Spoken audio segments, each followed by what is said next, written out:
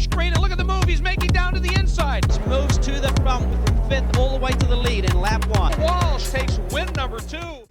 Peter Walsh.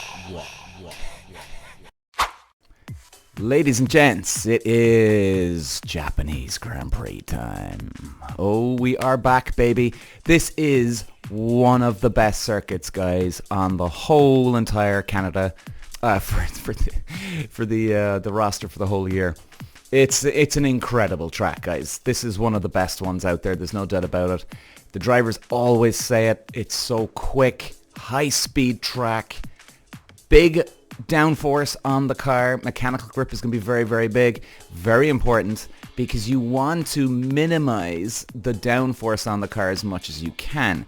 Personally, I think they're going to be running about 75% downforce because it's a high-speed track. But it's the corners that make it high speed, okay? It's not the straights.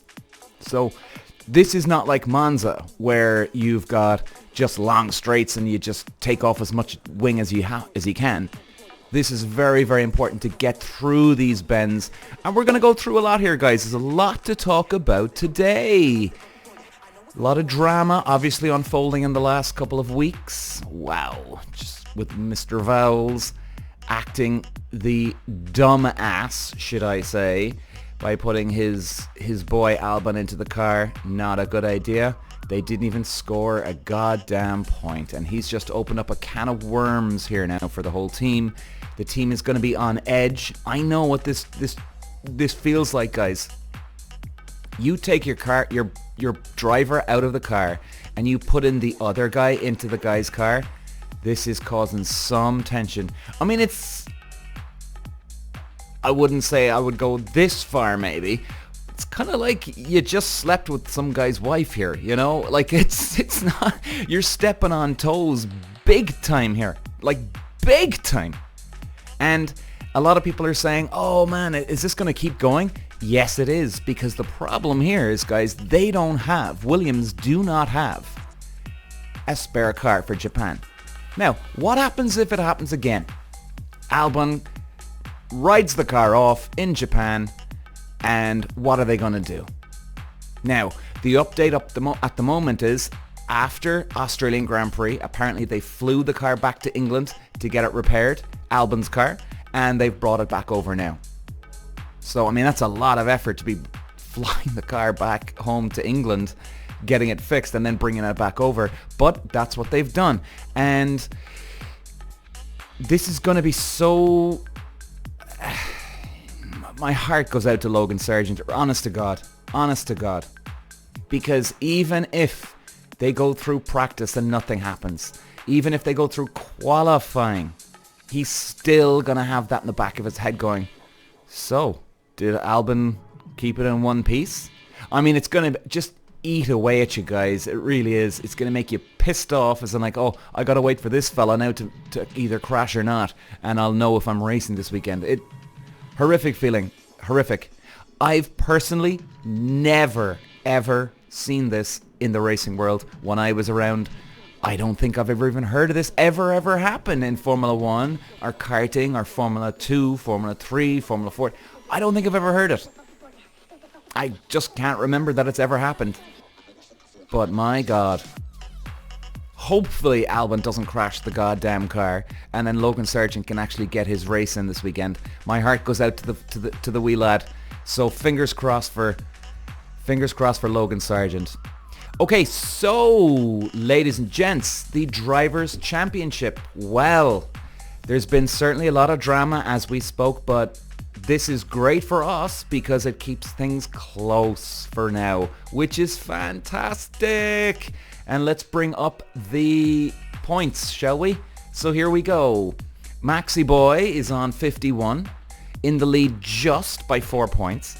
So you got Max Verstappen in the lead with 51. Charles Leclerc in second with 47 points, only 4 behind. Sergio in third in the Red Bull in 46 points. Carlos in fourth position with 40 points. Oscar Piastri in 5th with 28. Lando 6th position with 27 points. 7th position is George Russell with 18. 8th position, Fernando with 16. 9th position, Lance Stroll with 9. And 10th is Lewis Hamilton. So you can see, guys, I mean, even Verstappen, Leclerc here, it's wide open again. This makes it great viewing for us. All it takes is Charles Leclerc to have 1 or 2 good races now in the next 4 or 5 races. And game on. Game on. Now, if it wasn't for Verstappen's DNF in Australia, well then we're looking at a different scenario. So it's not that the Red Bull is unreliable now. No.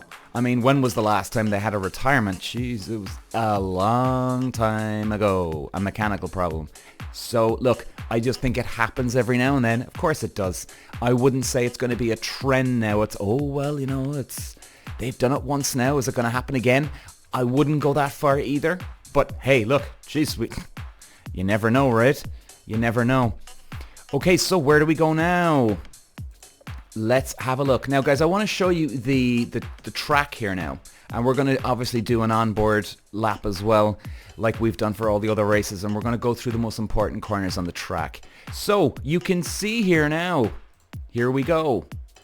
This is the track, Suzuka. Before we go on the onboard, guys, we'll just have a quick look here on the chart. And guys, here's where they really need to be paying attention. Corner 13. That is the big one. It's spoon curve. And they need to be coming out of the chicane here at 11. Flat out as fast as they can up to 13, because what's going to happen here, guys, this is all about momentum. Keeping the speed, keeping the rhythm, keeping the momentum up all the way around this track. Now, if you've seen my other videos, that is pretty much the aim of the game at most tracks, that you keep the speed up, okay? And again, it's very, very important here. Very, very important. If they get through turn 13 well, then they're going through turn 14. So in a way, turn 13 and 14 are kind of like one corner. Now, they're not, but I know from racing is that you'd treat this as one long corner. So you have to keep the speed up and momentum up. Going through 13, keep it very, very smooth. Then you go into 14. Again, very, very smooth coming through. You got to keep the power up, momentum, because you've got this big, long straight all the way into 130R, which is a full speed corner. And even though, I mean, it is a corner, but it's flat out. So if you carry even just a half a mile, I mean, we're talking millimeters here, you know, and you get out of this turn 14 well, you go through 15, which 15, guys, is an easy flat. This isn't they're on the limit and oh, they've got to really focus. No, it's a simple flat out corner for them. So it's a no-brainer. So it's all about getting out of 13, carry the momentum through 14 all the way up to that chicane, turn 16 and 17 before you get onto the main straight again. Okay, so let's go for a lap on board. Okay, guys, here we go now. Down the Suzuka main straight from 8th all the way down into 5th gear now. Really quick corners here now. Left, right. Transition of the car and balance is very important. Very smooth track, so you can use these curbs to your advantage, which is really, really good to keep the momentum up. Keep that power now. Smoothly does it. Going through here, going steep uphill, down into this next section, down a few gears, now into the next one. Have to keep the smooth leading up into the chicane here. And here he comes up into the chicane, down to 3rd. That's good. He's actually just gone a little wide, but it still works. It still goes. Now, here's the most important part of the track. The spoon curves. 2 corners, but you have to treat them as one corner here. Down a few. Get onto that curve just that little bit. Now, maximize the power and the space. Get on that curve on the outside. You've got this big, long straight now going down this long straight. You can easily gain a couple of tenths here, guys, to maximize getting pole position. Going through 130R, very, very quick, full speed, easy corner, slamming hard on the brakes now through this last chicane, bringing it back on to the main straight, And that's Lewis Hamilton getting pole position in Japan. Guys, that was the onboard footage. So a couple of interesting points to talk about here. So they're saying that, well, it's a really good scenario here now for us to watch. Ferrari's threat to Red Bull. Okay. Yes, Ferrari are in the championship run for now. But it's only because Red Bull had a DNF. So, like, they're not a million miles away. Of course they're not. But let's not get carried away here too quick, alright? Now, look, guys, I'm a Ferrari fan. I'd love to see them do well, especially Leclerc. But let's just keep this realistic here. I wouldn't be getting too excited, okay, if you were a Ferrari fan. I wouldn't be getting too carried away here, alright? I'm not trying to burst anybody's bubble here. I'm certainly not. Just don't want anybody getting their hopes up and then thinking, oh my god, if they don't do the job, well, what's going to happen now? I mean, there's no doubt about it. Red Bull are going to come out the gate storming here in Japan. That's what they're going to be going for. Now, they're not too worried, as I honestly think as a team, they're not too worried about it now. What they would have done afterwards, they would have inspected that car and made sure they knew exactly what happened. Now, chances are they probably knew just after the race, even on the lap where the car blew up. So I wouldn't be getting too carried away, like I said. Now, the thing is, if they didn't find out the problem, then they might have a worry here, because they're like, oh my god, is this going to happen again? So if they know the problem, they can fix it, done, move on, let's go. Now, it's definitely affected their race, there's no two ways about it. Oh, I'm sorry, the championship for now. It's still very early in the year to be getting too carried away, because look, like you see, right, this could go the 180 now. Ferrari could have a DNF this weekend, and bang, Verstappen wins, and he pulls out a huge lead. So, but, you know, it makes it exciting for us, right? It makes it really exciting, which is awesome. So, and it's cool to see Ferrari up there. Have they fixed their problem when it comes to qualifying versus the race? Now, as we've seen, guys, last year, Ferrari, they could put it on pole. In fact, they had a really good chance of putting it on pole last year. I think they're still in a bit of that situation here. What I did like to see in Australia is that they struggled a little bit. And if you remember my last podcast episode, sometimes it's actually a good thing that you've lost a bit of momentum where you were strong, because they're strong at the wrong point. Now, Red Bull didn't worry about it. Okay, they obviously wanted to put it on pole or off pole, front row. But if they didn't, they knew their race pace would be bloody good. And it always has been for the last couple of years. So, watching Ferrari not be explosive in qualifying, I actually thought that was a good thing. Because they're going back this way, they're going backwards a few steps to make the car better for the race. And at the end of the day, look, of course every driver and every team, they all want to put it on pole. Of course they do. But if you gotta choose between both, you're choosing the race every day of the week, twice on Sundays. Of course, because that's where it really matters, the race pace. So that's going to be Ferrari's aim here, to obviously get that race pace sorted. Will they be able to do it? Time will tell. And let's just go through again Alonso's penalty. Has anybody seen it? Fernando Alonso should have never got a 20-second penalty. It was ridiculous, guys. 20-second penalty for George Russell crashing. Now, hey, look, if you're a George Russell fan, great, no problem. I totally respect who you're into.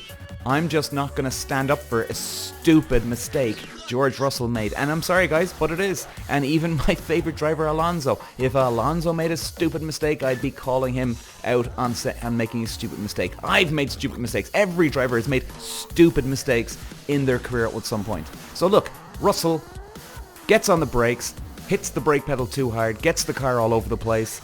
Alonso, they're saying that he may have brake tested him. And the problem here is, they're saying it was potential dangerous driving. That is ridiculous. It's either dangerous or it's not. You can't give somebody a penalty, potential dangerous driving. Do you know what I mean? It's either dangerous and you give them the 20-second penalty, or it's not. Like, make your mind up, boys. Where is this coming from? Potentially dangerous. And I don't know. Are they getting under pressure by Mercedes and they're just getting hounded? I don't know. But either way, you should still tell Mercedes to go F off. And I'm serious, by the way. You know, you're the FIA. You're the governing body. You're not in control by Mercedes. Mercedes don't have all control over you. You're in control of the race and the situation. No, guys, it wasn't good. It wasn't good. So the chassis situation at Williams, well, look, we've spoken about that already. It'll be interesting to see, because mark my words, guys, and we'll leave it here on this topic. If Albon has a crash again in Japan, or another track where they do not have a spare car, there's a very, very good chance, I mean excellent chance, that they're going to be putting Albon back in that car again, into Logan Sargent's car. Which, my God, my blood was boiling when I saw that for him. Jesus. Tsunoda in fine form, they're saying here. Now, we look at Tsunoda. He's a good little racer, you know. I mean, he can do the job, man. You know, he's a good little racer. He gets stuck in, I have to say. And they're saying one driver targeting a repeat on both counts is Tsunoda. The driver reached qualifying 3 in front of his home fans the last time he raked at Suzuka, just outside the points, and then AlphaTauri lacked the performance to hold on to a top 10 finish. So it'll be interesting to see now what happens with Tsunoda at Japan. Of course, it's his home track. He's going to be really wanting to bring home a result this weekend. Of course he will. And you wouldn't blame him. And okay, guys, look, before we head off here today, we gotta talk about these driver silly season lineups. Carlos Sainz now apparently going to Red Bull, but now he's going to go to Mercedes. I mean, there's so many websites and articles talking about these type of scenarios. It's not. I just don't believe everything you hear, guys. I genuinely do believe F1.com, Formula1.com. That's definitely the best website out there. You can see all these, like, aliens have crash landed on Lewis Hamilton's car and now they're taking over the car. What's gonna happen next? Right, all these sort of ridiculous stories, but F1 never published these. They're not looking for some headlines, they're not looking for views and likes, they're just keeping it real. I'll try and keep it real as well, always for you. And when I say trying, of course, because I'll make sure that if I'm calling something out, it is truthful. And even if I'm not sure it's not, well, then I'm going to say, maybe, guys, you know, apparently it's this, apparently it's that. But I'm not going to try and BS you guys. I'm not here to do that at all. I want to keep this real. So, before we go, prediction time. Oh, Jesus. That time again, where I suck at predictions. Who's gonna go for it? In qualifying, I'm gonna say I'm gonna go for Verstappen. For some reason, that car is really good. It generates self-grip, and Suzuka, I think, is going to be a good track for them. I think we're going to have Verstappen on pole, Leclerc off pole, Carlos Sainz in third, followed by Perez in fourth. I think it's going to be a Ferrari and Red Bull lockout on first two rows. And then Verstappen, you'd have to put your odds on Verstappen winning the race. The race pace is good. Now look, we don't know. Ferrari could have something up their sleeve here, and I wouldn't be surprised either if they do. So it could be a very interesting race. Ferrari are not going to be slouches around this track, that is for sure. So Ferrari could pull us out of their ass here, and maybe that's even a bit of a stretch, even saying that they're going to pull it out of their ass. I think they've got a good chance. They've got a good chance. And hey, they could be close enough to Red Bull here this weekend that they get a right pit stop, time it right, get everything perfectly, get out quick, they could overtake Red Bull. So it'll be very interesting. Plus, guys, when the cars are following each other behind each other around here, so even if you've got a 1-2 battle for the win, because it's a high-speed track and you're relying on downforce, you've got a lot of things that can go wrong because you get too close to the car in front, you're losing downforce. So you're going to lose grip, you're going to lose lap time, performance in general. So it's one of those tracks that it can bite you on the ass. It can bite you on the ass. So that is it, guys, for today. Thanks for watching on YouTube, or thanks for listening on Spotify or Apple or anywhere you're listening. And of course, we will be back on on Monday with the Japanese Grand Prix highlights. So guys, let's get cracking. It's going to be a cracker of a race, I think. Woo-hoo-hoo. Talk to you later, guys. Bye-bye. Walsh running the Irish green, and look at the move. He's making down to the inside. Moves to the front from 5th all the way to the lead in lap 1. Walsh takes win number 2. Peter. Walsh.